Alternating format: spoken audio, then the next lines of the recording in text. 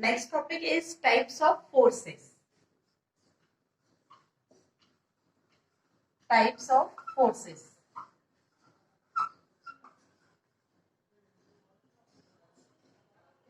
In previous video, you have seen or you have noticed that when we apply a force on an object, in all the activities, you notice that the direct contact of force and object.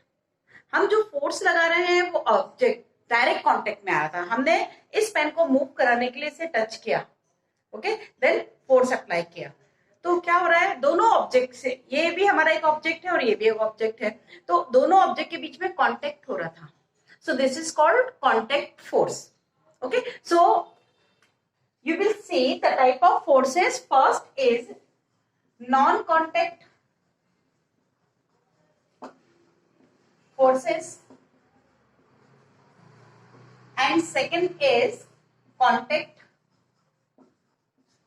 forces. So first we will discuss about the non-contact forces. Okay, you see this object, when I release this object, so it follows earth.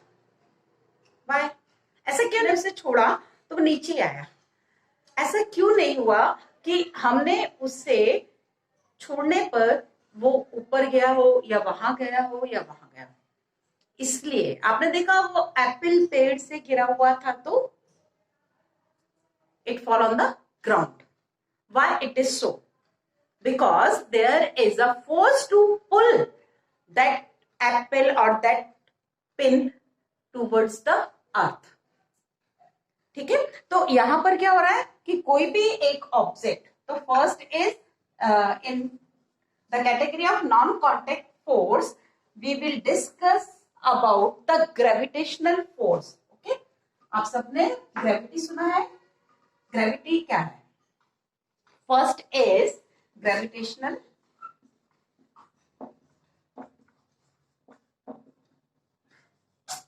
force. Gravitational, gravity से बना हुआ है. Okay, gravity means किसी भी एक मास, जिस object में मास है, यूनिवर्स का हर वो ऑब्जेक्ट जिसका अपना मास है वो चीजों को पुल करने की कैपेसिटी रखता है. ठीक है, तो दो ऑब्जेक्ट, उनमें उनके बीच में एक फोर्स होता है, वो एक दूसरे को अट्रैक्ट करके रखते हैं, वो एक दूसरे को पुल करके रखते हैं, खींचते हैं, तो this is called gravity, gravitational force. Clear? So हमने अर्थ के ग्रेविटेशनल फोर्स का इफेक्ट देखा. हम इसे गिरा रहे हैं तो ये, इसे छोड़ा हमने तो ये ग्रेविटी की वजह से नीचे आया. क्यों? क्योंकि अर्थ हर एक ऑब्जेक्ट को खींचती है. क्यों? क्योंकि उसके पास ग्रेविटेशनल फोर्स है. तो किन्हीं भी दो ऑब्जेक्ट के बीच में ग्रेविटेशनल फोर्स है. आपने सोचा है हम तो स्टिक नहीं है अर्थ पे, बट हम हैं. ऐसा क्यों नहीं हो रहा है कि हम हवा में उड़ रहे हैं, है ना? इसलिए नहीं हो रहा है क्योंकि अर्थ और हमारे बीच में एक फोर्स है, ग्रेविटेशनल फोर्स. सन के चारों तरफ में आपने देखा हम अर्थ हमारी मूव कर रही है. क्यों? उसका रोटेशन क्यों हो रहा है? क्योंकि सन उसे अपनी तरफ पुल करके रखा हुआ है. तो फिर ऐसा होना चाहिए ना कि अर्थ को सन में चले जाना चाहिए, नहीं. लेकिन होता क्या है, अर्थ भी अपना एक ग्रेविटेशनल फोर्स रखी हुई है. सन अपना रखा है, अर्थ अपना रखा हुआ है. हर एक ऑब्जेक्ट का अपना ग्रेविटेशनल फोर्स का मैग्नीट्यूड होता है. क्लियर है? तो दिस इज ग्रेविटेशनल फोर्स. और जरूरी नहीं है कि सबका ग्रेविटेशनल फोर्स सेम हो. हमारा जो वेट है, किसी भी ऑब्जेक्ट का जो वेट है वो एक्चुअल में है क्या? वेट वो क्या है? हम मास की बात नहीं कर रहे हैं.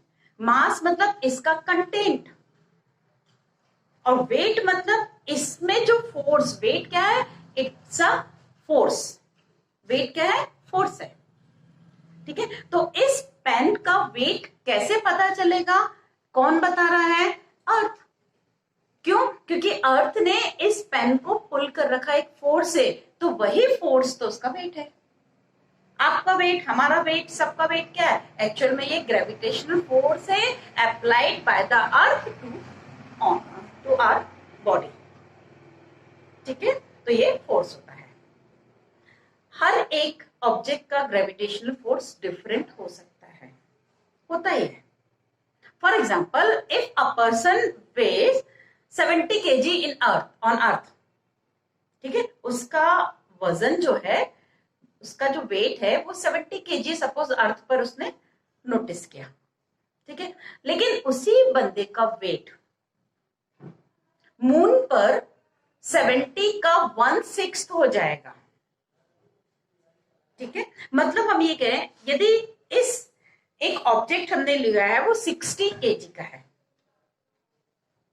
ठीक है, या वो 6 kg का है, तो जब वो मून पर उसका वेट लिया जाएगा तो उसका 1 kg आएगा। ठीक है, उसका मास कितना आएगा, वेट कितना आएगा, 1 kg। मतलब हमारे अर्थ पर यदि वो 6 kg है तो वहां 1 kg आएगा। क्यों? क्योंकि अर्थ का ग्रेविटेशनल फोर्स मून के ग्रेविटेशनल फोर्स से 6 टाइम्स ज्यादा है, तो मास भी 6 टाइम्स ज्यादा आएगा। इसे उल्टा भी कह सकते हो, like that the gravitational force of moon is 1/6 of the gravitational force of earth। ठीक है, तो यहां जो मास है उसका 1/6 वहां उसका वेट मिलेगा, मास नहीं वेट। ठीक है, हायर क्लासेस में आप और क्लियरली समझोगे मास और वेट अलग अलग कैसे हैं। ठीक है, तो इस तरह से ये क्या था, gravitational force. Next B, electrostatic force. Electrostatic forces, electrostatic forces कैसे है? Do one activity, you can take a plastic scale और comb and rub with a dry cloth. किसी भी ड्राई कपड़े में उसको आप रब करिए, ठीक है, या आपके जो ड्राई हेयर है विदाउट ऑयल, उसमें आप कॉम्ब को बार बार रब करिए। ठीक, फिर उस कॉम्ब को आप छोटे छोटे पेपर के टुकड़े करके रख लीजिए, उसके पास लेके आएंगे। ठीक है, तो वो स्केल या वो कॉम्ब, उन दूर से आप देखोगे कि वो उसको अपनी ओर अट्रैक्ट करेंगे, मतलब उस पे जाके स्टिक होने लगेंगे। वो पेपर के जो पीस हैं छोटे छोटे, तो bits of paper spread on the table and रब अ कॉम्ब और plastic scale with dry without oiled hair and bring near the bits of paper, so they pieces of paper is attracted towards the scale or comb. Why? Because by rubbing the plastic object, it gains some charges. वो क्या हो जाएगा, charge हो जाएगा। ठीक है, और जब वो चार्ज हो जाएगा तो उन पेपर के पीसेस को वो अट्रैक्ट करेगा। तो यहाँ पर भी कांटेक्ट नहीं किया, तो ये नॉन कांटेक्ट फोर्स हो गया। कौन सा? इलेक्ट्रोस्टैटिक फोर्स भी नॉन कांटेक्ट, उसने बिल्कुल पेपर को टच नहीं किया, कॉम ने दूर ही रखा था हमने, तो वो अपने आप उस पर आने लगेंगे। This activity you try to perform it at your home. This is also non contact force, gravitational force में तो टच भी नहीं किया। ठीक है, तो ये इस पेन को अर्थ ने टच नहीं किया था जब मैंने इसे, लेकिन फोर्स तो अप्लाई हो रहा है, तब तो ये नीचे आ रहा है। ठीक है, तो both are non contact force. And C, magnetic force. Magnetic force in junior classes you study about that the magnets are a substance which attract the iron objects। Magnet जो होता है वो आयरन ऑब्जेक्ट को अपनी ओर attract करता है, बिना touch किए उसे ही खींचने लगता है। क्यों? क्योंकि उसके पास नॉन कांटेक्ट फोर्स है, और उस फोर्स को अपन क्या कह रहे हैं, magnetic force. So all the magnets having some force of attraction around their field. Okay, तो उनके अपने फील्ड पर उनका एक फोर्स अप्लाई होता है। ठीक है, उस फोर्स से वो अट्रैक्ट करते हैं। I will show you the magnetic force of attraction by an activity. See, this is U-shaped magnet. Okay, ये क्या है, एक मैग्नेट है, यू शेप्ड है, ये बार मैग्नेट कहलाती हैं, बार बार के जैसे होती हैं। ये जो इसमें मार्क लगा हुआ है north, each magnet having two poles, north and south. Okay, तो south and north, okay, but so the magnet, if it has, if this is magnet है ना, if it has a force of attraction, so it will attract the iron objects. Okay, this is pin made by iron. Okay, I bring this magnet towards the pin. See, फिर से देखिए आप इसे, ठीक है, इसने ये पिन को अट्रैक्ट किया हुआ है। Again, this is also magnet, that's why pin is attracted by,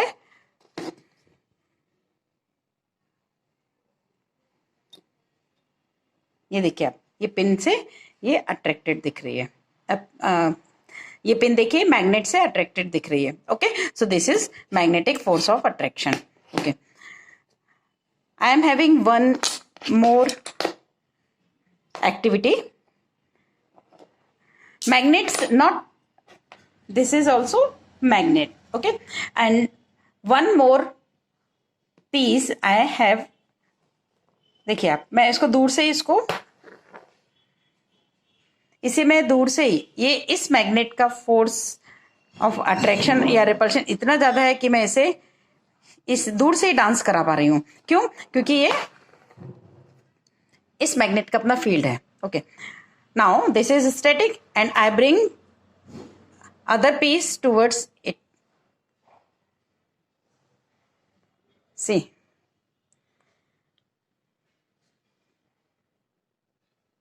देख रहे हैं आप, मैं इसे मूव करा पा रही हूं। क्यों? क्योंकि इसका फोर्स ऑफ अट्रैक्शन इतना फील्ड है इसका। अब मैं इसे अट्रैक्ट भी कर सकती हूँ।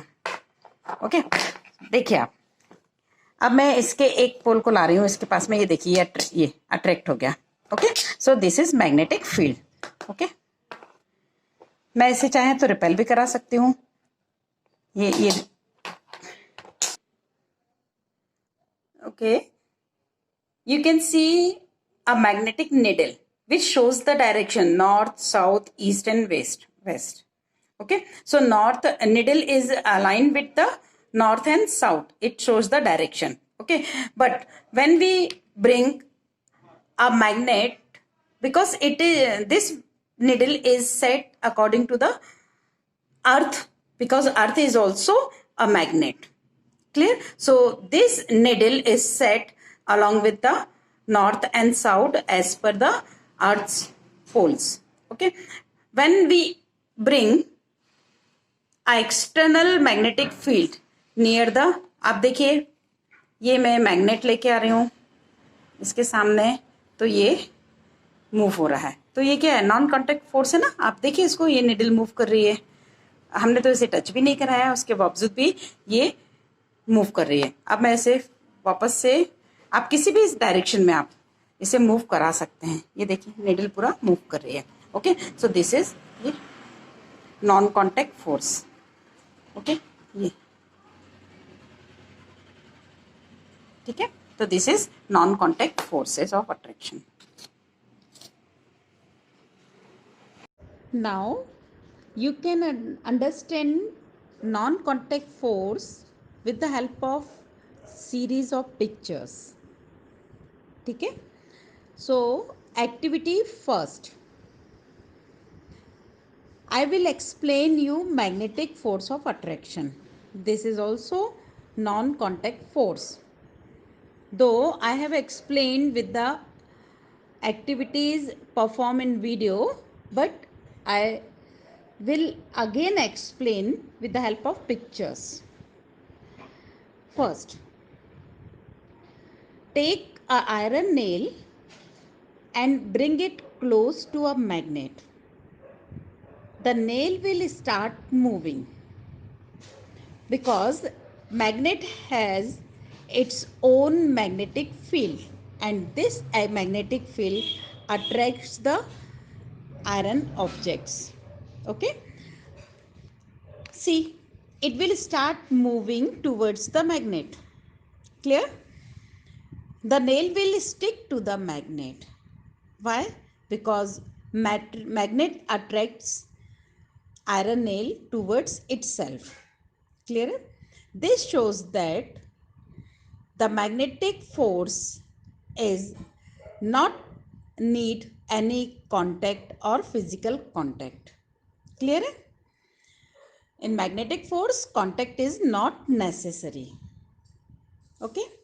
Now, I will explain electrostatic force of attraction. In second activity, you have clearly seen that force of attraction, how it works. Electrostatic force of attraction arises due to the charge appearance. Clear? For this, take two balloons and bring both the balloons near each other. What you have seen? Is there any force of attraction among both the balloons? No. Okay. Now, because they both are uncharged, therefore, among them, no force of attraction. Rub one of the balloon with woolen cloth or falalen cloth. Okay. By rubbing with woolen cloth, balloon becomes charged. Okay. Next, bring the charged balloon near to the uncharged balloon. See, the charged balloon attracts uncharged one. This attraction force is called electrostatic force of attraction, because in this activity you have seen that the charged balloon attracts uncharged balloon. Okay. When we bring two charged balloons closer to each other, so they will repel each other. It means because they both having same charge. So same charge species repel each other, but one charged species अनचार्ज species को attract तो करती है. Okay, so this is called electrostatic force of attraction. Again this attraction force is not need any physical contact. Clear? So in electrostatic force, contact is not necessary. Okay.